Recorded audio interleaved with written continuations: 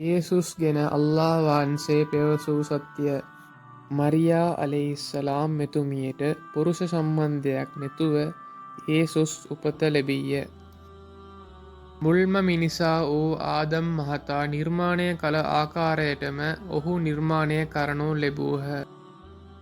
ඔහු තොටිලේ දරුවෙකු වියදී සිටිද්දීම ජනතාව සමඟ කතා කළහ. ඔහු අල්ලාගේ දාසයා සහ ඔහුගේ දූතයා විය. අල්ලාහගේ උදව්වෙන් විශේෂ පුදුමයන් සිදු කළහ. ඔහු කිසිදු වෙලාවකදීම තමන් දෙවියන් කියලා පවසා නැත. ඔහු අල්ලාහ්ව පමණක් වදින්නයි කියා ජනතාවට පැහැදිලිව උගන්වා දුන්නා. ඔහු දෙවියන්ගේ පුත්‍රයා නොවේ. ඔහු මරා දෙමුවෙකුත් නොවේ.